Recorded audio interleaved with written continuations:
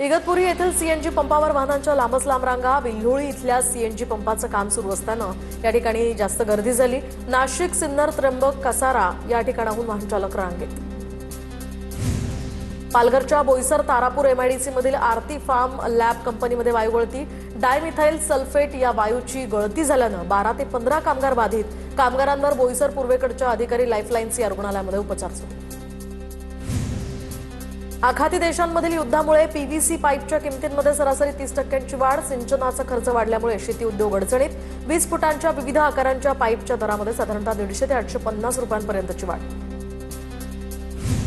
आखाती देशातील युद्धजन्य परिस्थितीमुळे जालना शहरात एलपीजी ऑटो गॅसचा तुटवडा। प्रवासी आणि शालेय विद्यार्थ्यांच्या वाहतुकीवर याचा परिणाम होण्याची शक्यता। काही पंपांवर 84 तर काही पंपांवर 95 रुपये प्रति किलो गॅसचा दर। गॅस तुटवड्याचा हॉटेल चालकांना फटका। पेणमधील हॉटेल स्वामीमध्ये चुलीवर स्वयंपाक करण्याची वेळ। चुलीमुळे डोळ्यांची जळजळ, चुरचूर आणि श्वसनाच्या तक्रारीही वाढल्या। जळगावच्या सराफा बाजारात सोनं आणि चांदीच्या दरात मोठी घसरण झाल्यानं खरेदीसाठी मोठी गर्दी। एकाच दिवसामध्ये सोन्याच्या दरात 10,000 तर चांदीच्या दरात तब्बल 22,000ची घसरण झाल्यानं ग्राहकांना दिलासा, तर दरामध्ये मोठी घसरण झाल्यानं महिलांमध्ये सुद्धा आनंदाचं वातावरण। गेल्या 8 दिवसांपासून दीपक बोराडेंचं आझाद मैदानामध्ये उपोषण। धनगर समाजाला एसटी प्रवर्गातून आरक्षण देण्याची मागणी। बोराडेंना पाठिंबा देण्यासाठी मोठ्या संख्येनं धनगर बांधव मुंबईत दाखल।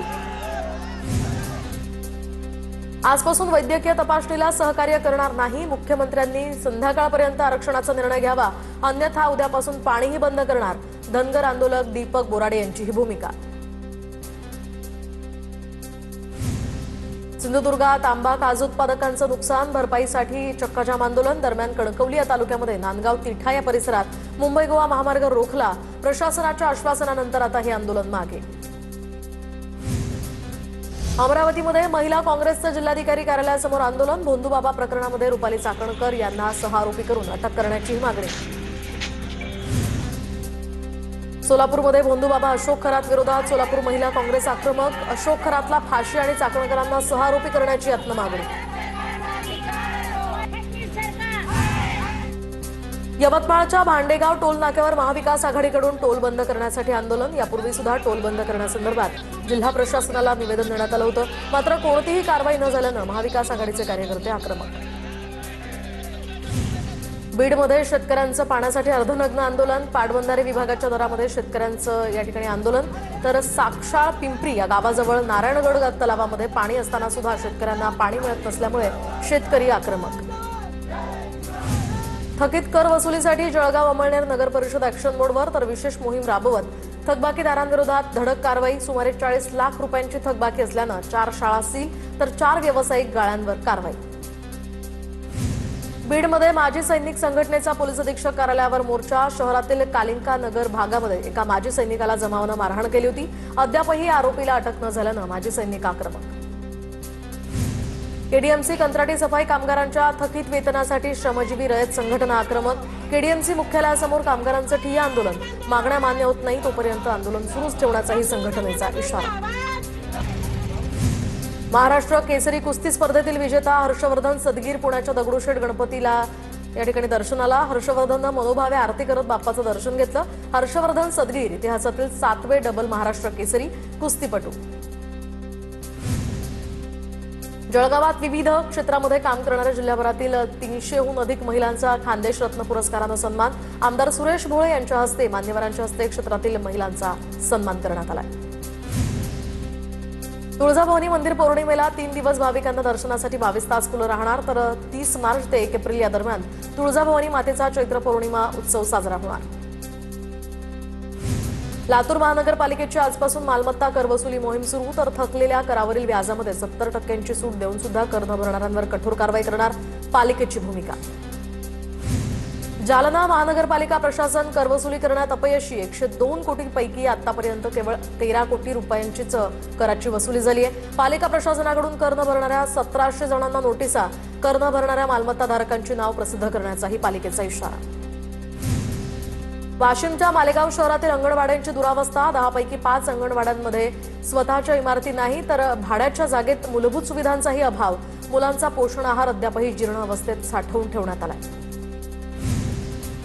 चंद्रपूर मनपाकडून 42 कोटींच्या थकबाकी वसुलीसाठी 30 व्यावसायिक मालमत्ता सील. मालमत्ता कर वसुलीसाठी विशेष मोहीम. थकबाकी वसूल करण्यासाठी महानगरपालिकेनं 15 विशेष वसुली आणि जप्ती पथकं नियुक्त केली आहेत. पुण्याच्या भोर तालुक्यातल्या निगुडघर आणि टिटेघर या गावामध्ये नागरिकांसह विद्यार्थ्यांना देण्यात आलं आपत्ती व्यवस्थापनाचं प्रशिक्षण. पुणे जिल्हाधिकारी कार्यालय आणि भोर महसूल विभाग यांच्या मार्फत हे मार्गदर्शन. अकोल्यामध्ये भूमिगत गटार योजनेमुळे नागरिक त्रस्त, तर 10 ते 11 दिवसांपासून पाणी पुरवठा ठप्प. प्रशासनानं तातडीनं काम पूर्ण करून पाणी पुरवठा सुरळीत करावा, नागरिकांची मागणी. वाशिम जिल्ह्यामध्ये हरभऱ्याला अपेक्षित दर न मिळत असल्यामुळे शेतकरी आर्थिक संकटात. हमीभावाच्या तुलनेमध्ये कृषी उत्पन्न बाजार समितीमध्ये प्रति क्विंटल 700 ते 800 रुपयांची तफावत. नाराज शेतकऱ्यांची पुन्हा नाफेडच्या खरेदी केंद्राकडे मोठी गर्दी.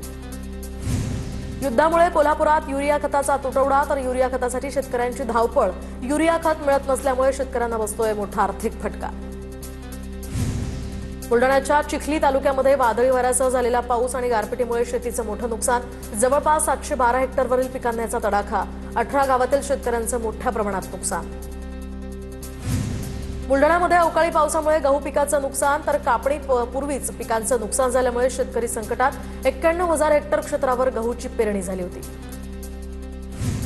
नंदुरबार जिल्ह्यामध्ये शेतकऱ्यांचा पीएम किसान योजनेचा 27वा हप्ता जमा. जवळपास 1,24,000 शेतकऱ्यांना याचा लाभ, तर ई-केवायसी आधार लिंक नसल्यामुळे 12,000 शेतकऱ्यांना पीएम किसान योजनेचा हप्ता नाही.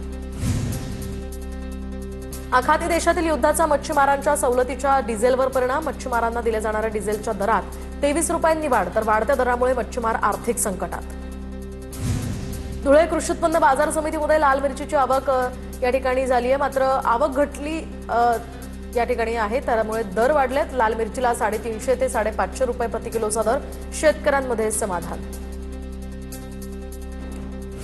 गोंदियामधील आदिवासी भागामध्ये वातावरण बदलामुळे मोहफुलांच्या उत्पन्नात या ठिकाणी घट. आदिवासींच्या उदरनिर्वाहावर याचा परिणाम होण्याचीही शक्यता. केंद्र आणि राज्य सरकारच्या ग्रीस्टॅग पोर्टलवर अपूर्ण माहिती. प्रशासकीय दिरंगाईमुळे शेतकरी फार्मर आयडी पासून वंचित. प्रशासनानं लक्ष देण्याची बिरसा ब्रिगेडची मागणी. धाराशिव जिल्ह्यामध्ये उन्हाची तीव्रता वाढताच मोठ्या आणि मध्यम प्रकल्पातील पाणी पातळी झपाट्यानं कमी. तेरणा, निम्न तेरणा आणि सीना कोळेगाव या प्रकल्पातील पाणी पातळी खालावली आहे. धुळे जिल्ह्यातल्या 12 मध्यम प्रकल्पांमध्ये 63% जलसाठा शिल्लक, तर अक्कलपाडा या धरणामध्ये 73% पाणीसाठा. संभाव्य पाणी टंचाईच्या पार्श्वभूमीवर प्रशासनाकडून 256 कोटी रुपयांचा आराखडाही तयार. चंद्रपुरातील इरई नदीच्या खोलीकरण कामासाठी 6व्यांदा प्रयत्न होणार. दर्जाहीन कामामध्ये जनतेचा पैसा वाया घालवण्यापेक्षा नाम अथवा पाणी फाउंडेशनद्वारे काम करून घेण्याची नदी बचाव कार्यकर्त्यांची ही मागणी. नंदुरबारच्या नवापूर तालुक्यातल्या खांडबारा काकरपाडा हा रस्ता 15 वर्षांपासून रखडलाय. रस्त्याच्या दुरावस्थेमुळे नागरिकांचे मोठे हाल. प्रशासनानं आता तातडीनं रस्ता दुरुस्त करण्याची ग्रामस्थांची मागणी. वर्ध्याच्या मनसावळी ते कान्होली या मार्गावर अवैध वाळू वाहतूक करणाऱ्या 3 ट्रॅक्टरवर कारवाईमध्ये 21,15,000 रुपयांचा मुद्देमाल जप्त. 5 जणांवर गुन्हाही दाखल. सांगलीमध्ये डार्क स्पॉटवर नकली बंदूक घेऊन हत्येची रील बनवणाऱ्यांवर कारवाई, तर डार्क स्पॉटवर जाण्यास मनाई असताना सुद्धा बनवलेली रील. 7 अल्पवयीन तरुणांसह 13 जणांवर पोलिसांची कारवाई.